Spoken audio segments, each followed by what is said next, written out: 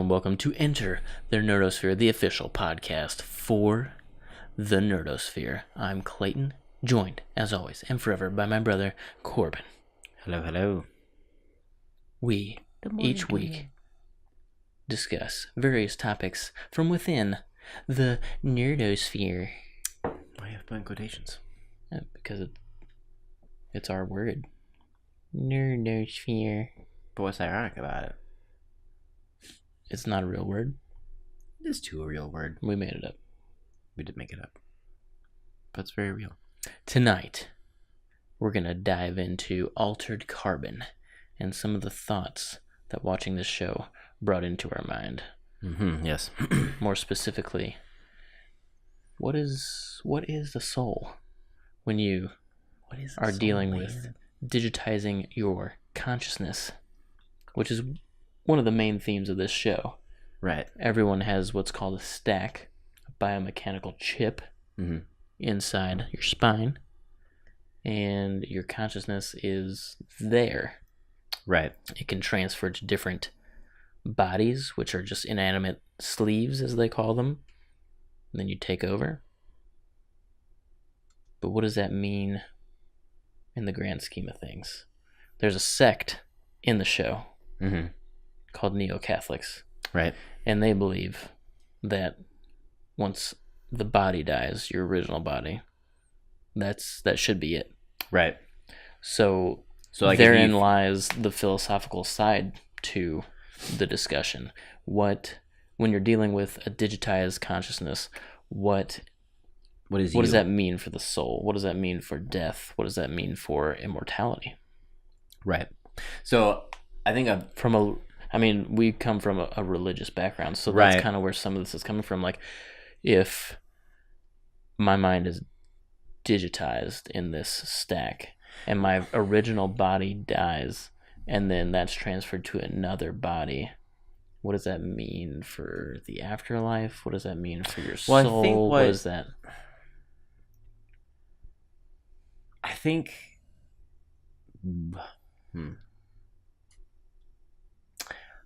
there's a couple of things you have to, like, when we're diving into this conversation, you have to think about. One, if the afterlife is real, what does it mean? And two, what does it mean for one's, like, self? So, like, for instance, the guy who hires Joel Kinnaman's character, the way that he operates in that world reminds me a lot of Ghost in the Shell, which is a world where your mind is digitized and put into a body, and it's always backed up. So if you die, when he dies, and he uses his backup, it is essentially a different man. So it's all of his memories. Yeah. But he himself, from his perspective, ceases to exist. Is right? Whereas, like, the stacks, if you transfer the body, your perspective moves from body to body. Right. All those times. So if you're using a digitized self, your perspective. So let's explain that a little bit more, because you jumped into that like way sooner than we probably should have. So okay. Each person has a stack, which is a chip where your consciousness is stored. Right. Digitally. That consciousness, which is you, right, can transfer to different sleeves, which, as we mentioned before, are just so do you think that you would cease to exist in the putting in the stack? What? So, like, the stacking process, do you think there's a possibility that even your soul could be lost in that alone? Well, I mean, that's the argument that the Neo-Catholics in the show kind of have, and that's kind of the background drama politically that's happening in the show, is when the real body dies, that's when the soul goes, and anything after that is just a copy. So, but there is, I don't know, like you said, the rich people not only have a stack, but they like back up their consciousness in the cloud. So there's Right. always like another version of themselves backed up, ready to go in case something happens. So if they experience real death, which in the show means your stack is destroyed, so there's no coming back. Right. Because if your body dies in the show without damage to the stack, you can come back because your consciousness is digitized. It's Right. like breaking your computer and then pulling out the hard drive and putting it into another PC. Right. Everything's still there. But I don't know. Like is the stack the soul? What is the soul? I feel like the stack could possibly still have the soul. I think the part where you would lose the soul is the digital backup. And this is what I would use to back up my theory on this. Is I kind of said already before that when you die and use your digital backup, your perspective. So like, it's already a copy. I mean, a backup Right. of anything is a copy. So like, I guess think of The Sixth Day, that Arnold Schwarzenegger clone movie from like the late 90s. Yeah. Super underrated movie. You should go see it. And this is also huge spoilers if you haven't seen it, but you should still go watch it. The whole movie, you're following. It takes place in a world where cloning is like an actuality. Yeah. And you're following the main protagonist, who's Arnold Schwarzenegger, throughout the film, and he finds out that a clone has taken over his life, and he's trying to figure out this conspiracy, like how did this happen, and like trying to get back in touch with his family and stuff. But then the big twist of the movie is that he realizes that he is the clone. So then you have like this realization that like, while cloning can give you all the memories and make you essentially the same person, you're not the same person. Mm-hmm. You have different perspectives. You have that brings up points. a whole nother situation. Does a clone, a man-made human being, and in this case, in that movie's lore, has memories, thoughts, feeling, like everything. Does he have a soul? Does that? I would. I mean, you could argue it'd be like you could argue it's like twins, but it's not. I feel like I would have to say no. You don't think the clone has a soul? I would have to say no. So the clone is just a robot. The clone so is... if I killed a clone, it'd be just like destroying property. I think so, because like it's like you use the analogy of swapping hard drives. It's just a copy of a file, right? Like it's not the OG. True. It's a biological version of a backup, is what you're saying. So if we apply the same logic that we have for someone who has a digitized consciousness and then backs it up, right? That backup is not him. Exactly, and that's what I'm saying. It's kind of trippy to think about, but it's an organic backup and therefore doesn't have a soul. Exactly. So like, while we are seeing in Altered Carbon that character trying to figure out how he was murdered, essentially he's trying to figure out how, like, if you don't know, we jumped into this like really, really quick, but Altered Carbon is essentially about a murder mystery where this super rich dude hires this other dude who's the main character, who is a terrorist. It makes sense. To solve his own murder. So in his case, his murder was made to look like a suicide, where he blew out his stack, destroyed it. So real death, as they call it in the show, your stack's destroyed, you can't come back. But because he's super rich, he's got a backup of his consciousness in the cloud. It loads back up into another stack, and then he's like... But the problem was that he killed himself before the most recent backup booted up, so he has a gap of lost time. Right, he doesn't remember who killed him. So like, because it brings into question, like he was saying, like, there's nothing that could have happened to me that would have led me to kill myself. That's how I knew it was a murder. But here's the thing, that was a different guy. Right. He had different experiences. It wasn't you. It's not you. And I feel like... So we've established that... It's not you. We've established when you copy yourself. If you don't stop banging the table... Sorry. Sorry for our audio listeners as well. We've established that a digital backup Yes. or copy, because that's another thing in the show too, is people, a couple different instances in the show copy themselves. Right. So like there's a bad guy in the show who's a super minor bad guy. It's actually, they call themselves twins, but it's actually one dude who copied his consciousness and put it on another stack, and so now there's two of them. But it's also fragmented, and he's kind of like loopy because of it. Right, but so that's kind of the same deal. Like these copies are not an actual person. Right. So there is no soul. But let's dive deeper, I think, into... Because he fractures himself, the main character. Right, but I wasn't going to talk about that because it's a little sorry. spoilery. So sorry about that. Maybe you can bleep that out. I'm not bleeping anything out. They're just going to have to be ruined because of you. Way to go. If you haven't watched Altered Carbon, go ahead and go watch it. But it's a little harsh of a statement. They'll just be ruined because of you. I mean, you ruined a certain plot point. You're making it more ruined by talking about how big of a moment it was. It was a throwaway moment. It has nothing to do with anything. It was throwaway, but it's still a moment. Life's made of moments, man. So here's the deal. Where does the soul reside? So are you more in line with the end of your ponytail, neo-Catholics, or the beliefs of religious and spiritual people today, where it's somewhere deep within yourself?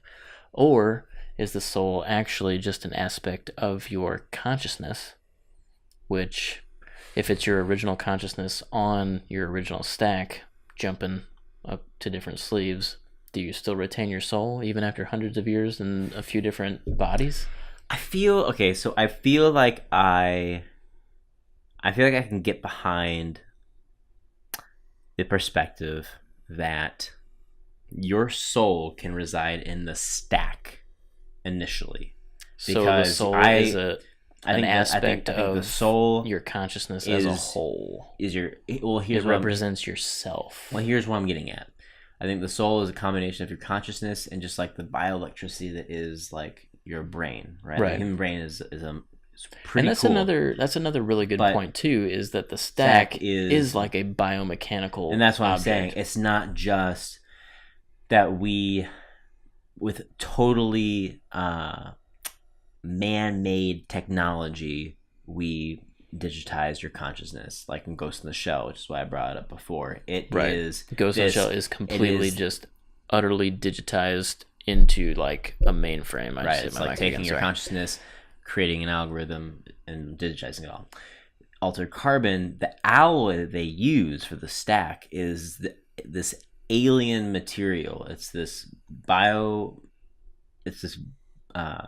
biological metal alloy, kind of like Transformers, right? They're biomechanical, or the Vex if you're a fan of Destiny, elsewhere. So I feel like using that knowledge and combining it with somehow syncing it to you as a self, you could then say that your soul is encapsulated in that stack, right? Because I think I with that process in mind, I could get on the train of, if you get the stack, your perspective never changes. Right. What I'm saying by that is, earlier when I was saying, if you have a digitized backup, your perspective, if you die and you have a digitized backup, you will cease to be, but someone else with all of your memories will walk around being you. Right. And will essentially act the way that you would act in those moments, but it's not you. So because it is that biological alloy syncing electronically with the bioelectricity of like yourself, your brain, and downloading your consciousness, I think that it's not at all a copy. It's more of a sync. So essentially, where we're landing in this discussion is the second something becomes completely digital is the second it loses its soul. Yes. So that would be like, the next logical thing would be like, do AIs, self-aware AIs, have a soul? No. So that would be a no, because they're completely digital. Right. Okay. I think, yeah. Yeah, I think you're right. And I think that's what we've discussed. Right. So what maintains our soul, if you believe in such things, and I think most people probably do, whether you're religious or spiritual or anything, I think everybody kind of wants to. Or even if you don't, like, try to empathize where we're coming from, like, mentally, as we're discerning this conversation. Well, it's like your innate self. What makes you you. Right. If you become completely digitized, are you really you? Like, I think our argument is shaping up to be you have to maintain some form of biological essence to remain yourself.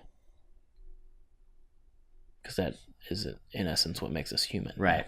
Because, like, if my brain were to be moved into, like, an android body, I would say that I still have my soul. Because it's still, there's that synchronicity of... Your actual brain? Yeah. Or your digitized consciousness? My actual brain. So, okay. Like, I was, as you were saying that, I was thinking to myself, like, what if I started, like, piece by piece, like... modifying my body, right? And I got to the point where I needed can I just say, when that starts happening, I am on board. Give me the auto mail. Give me them robotic arms. But I think you have to retain some sense of biology. I think that if every bit of my body... The second it goes completely digital, it's the second you lose your soul. I think if every bit of my body was replaced except for my brain, that I would still keep my perspective and I would keep my soul. So now here's a deep question for you and or me and or both. What happens if you believe in the afterlife, which we do? Maybe you do, maybe you don't. Hypothetically, let's say there is an afterlife. When your, in this case, stack, your digital consciousness embedded in this biomechanical disc gets destroyed, you would then pass on to the afterlife, yes? Oh, yeah, it would. But what you're talking about is the scary option, right? Right. Like, what happens if I get caught in some rubble and my sleeve dies, or someone takes my sleeve out to sell on the black market but forgets about it on some dresser, yes, and I get lost in some sock drawer for a millennia. You would never pass on if your soul is attached to your consciousness. So let's say, right, let's say altered carbon is reality. Okay, everyone has a stack. This house collapses into a sinkhole. We're never seen from bodies again. Are never found. Our stacks are fine. Did not get crushed. Our stacks are fine. So our consciousness is in forever limbo, and our souls can never pass on. So therein lies another caveat to the question. Does the soul reside in your original body, or does it reside in your consciousness? Because if it resides in your consciousness, that's a scary thought. It'd be like, did you watch the new episode of Black Mirror, the premiere? I watched all of it. So the Star Trek-y episode. Mm-hmm. It would be like him being stuck in that game, being shut down. Oh yeah, that would, for all eternity. Yeah, that's what it would be like. That'd be terrible. Or if anyone who watched Get Out, Black Mirror is another one that would be like going to the it tiptoes around this subject too, with several episodes being derived from digital selves being self-aware, but are they really? Well, yeah, like there's like this morale. The Star Trek episode what you're talking about, and then there's a couple others. There's one with what's her name, Peggy from Captain America, and the guy who plays General Hux, and Bill Weasley, where the company who there's a company that you can hire that will analyze all of your online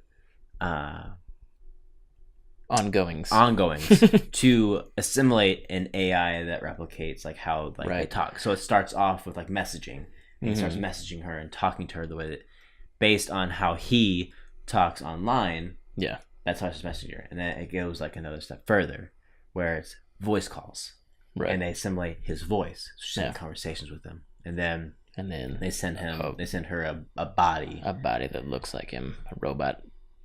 Right. Which that's probably one of my favorite episodes from a philosophy perspective. Man, like what should we do this? Right. Should we do this? But even aside from that, though, there's several episodes, including the Star Trek episode, where it's literally a digital copy of someone, and that digital copy doesn't know the difference. Right. I am this person. No, you're not. You're a digital version. So then it's like this morale where the show does a really good job of like making you like wonder. Because like if you ask me right now, are those people? No. But then when you watch the show and you see that they're experiencing these emotions, they're experiencing fear, they're experiencing everything they think that they are the people, it's hard not to empathize. Right. I will say it's hard not to empathize, but I will say in that episode in particular, I will never get on board for how they painted that character. Yeah, I agree. They like wanted you to think that there was some sort of justice served, and my heart felt so heavy when he got trapped there because he didn't know that that's how they felt. To him, it was they were just digital copies, and it is not fair that he got caught there. Yeah. To him, it was all just a game. And it was a way to vent. Yeah. Because in real life, he's the bullied. He's the butt of the joke. He's getting taken advantage of. So it's like if you had some sort of anti-bully ad, and then like the victim is the bad guy. Like it's so weird. I was like, every episode of that show is so sad. Like none of them had a happy ending, but that one in particular, it was funny. I was like, Speaking I am of which, not on board with that. Ryan, friend of the show and topic proposal giver, texted me and asked me, I heard the newest season was a little lighter, and I go, no.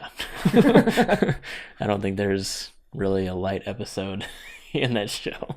No. It's just degrees of depression. It's true. So, all right. So, we just kind of wanted to have a little bit of a different thing and talk about it because it's something that we were really thinking of after watching Altered Carbon, which is a great show. You should check it out. There's a lot of nudity and vagina things like that. But, if you don't mind that stuff, it's a really good story. The payoff is not quite as good as what we would have liked, but overall the show is really good and worth the watch. Yeah, the special effects, the acting. I'm a big fan of what's-his-face. Joel Kinnaman. Yeah, he's cool. He's awesome. Interested in seeing where they take the second season. Same.